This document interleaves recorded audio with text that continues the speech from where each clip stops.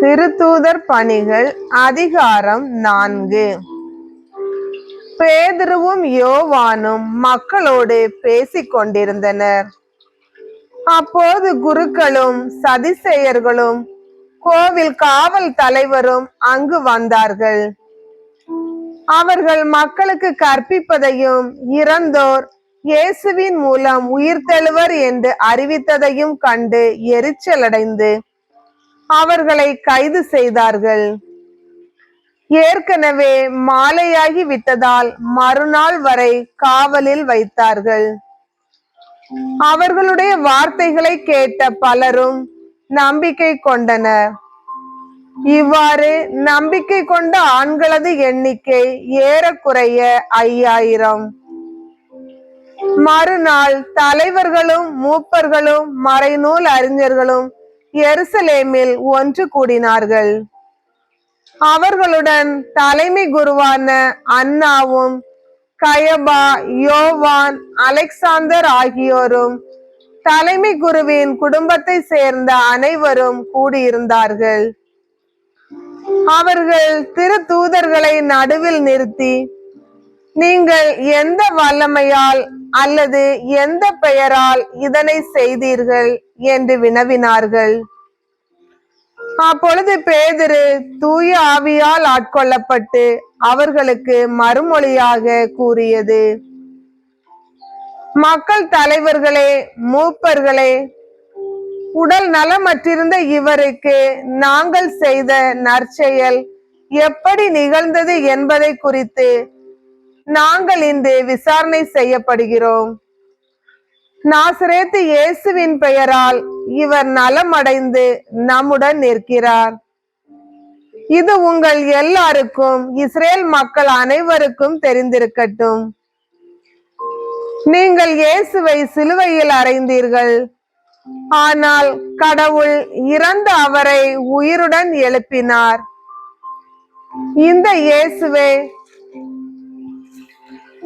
கட்டுகிறவர்களாகிய உங்களால் இகழ்ந்து தள்ளப்பட்ட கல், ஆனாலும் முதன்மையான மூலைக்கல்லாக விளங்குகிறார். இவராலே அன்றி வேறு எவராலும் மீட்பு இல்லை. ஏனென்றால் நாம் மீட்பு பெறுமாறு வானத்தின் கீழ் மனிதரிடையே இவரது பெயரன்றி வேறு எந்த பெயரும் கொடுக்கப்படவில்லை. பேதுருவும் யோவானும் கல்வி அறிவற்றவர்கள் என்பதை தலைமை சங்கத்தார் அறிந்திருந்ததால் அவர்களது துணிவை கண்டு வியப்படைந்தனர். அவர்கள் இயேசுவோடு இருந்தவர்கள் என்பதையும் உணர்ந்து கொண்டனர். நலம் பெற்ற மனிதர் அவர்களோடு நிற்பதை கண்டதால் அவர்களால் ஒன்றும் மறுத்து பேச முடியவில்லை.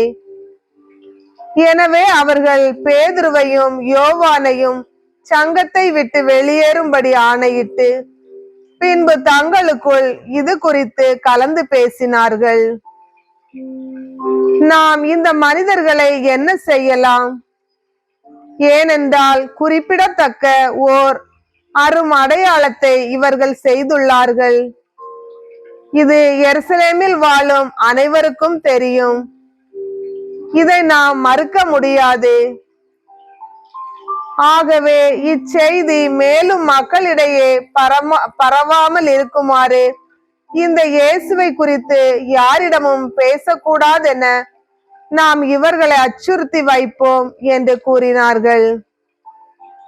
அதன் பின்பு தலைமை சங்கத்தார் அவர்களை அழைத்து, இயேசுவை பற்றி எதுவும் பேசவோ கற்பிக்கவோ கூடாது என்று கண்டிப்பாக கட்டளையிட்டனர். அதற்கு பேதுருவும் யோவானும் மறுமொழியாக, உங்களுக்கு செவிசாய்ப்பதா கடவுளுக்கு செவிசாய்ப்பதா? இதில் கடவுள் பார்வையில் எது முறையானது என நீங்களே தீர்மானித்துக் கொள்ளுங்கள். என்ன ஆனாலும் நாங்கள் கண்டதையும் கேட்டதையும் எடுத்துரைக்காமல் இருக்க எங்களால் முடியாது என்றனர்.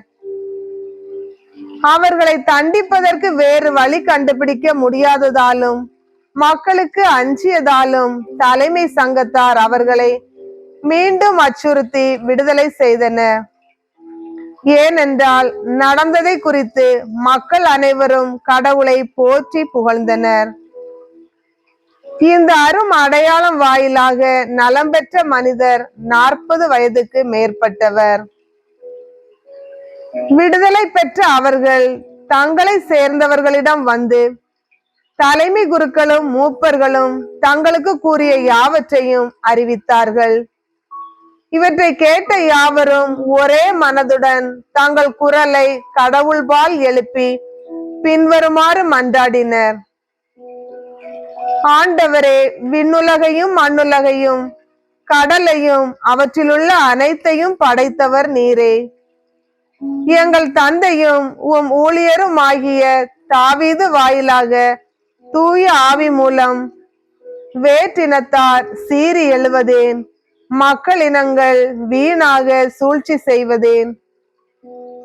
பூவுலகின் அரசர்களும் தலைவர்களும் ஆண்டவருக்கும் அவர்தம் மெசியாவுக்கும் எதிராக அணிவகுத்து நின்றனர் என்று உரைத்தீர். அதன்படியே இந்நகரில் உம்மால் அருள் பொழிவு பெற்ற உமது தூய ஊழியராகிய இயேசுவுக்கு எதிராக ஏரோதும் பொந்தியு பிலாத்தும் பிற இனத்தவரோடும் இஸ்ரேல் மக்களோடும் ஒன்று திரண்டனர். உமது கைவன்மையும் உமது திட்டமும் முன்குறித்த அனைத்தையும் அவர்கள் செய்து முடித்தனர். இப்போது கூட ஆண்டவரே, அவர்கள் அச்சுறுத்துவதை பாரும். உம் அடியார் முழு துணிவுடன் உமது வார்த்தைகளை எடுத்து கூற அருள் தாரும். உமது தூய ஊழியர் இயேசுவின் பெயரால் உமது கையை நீட்டி நோயுற்றோருக்கு நலமளியும்.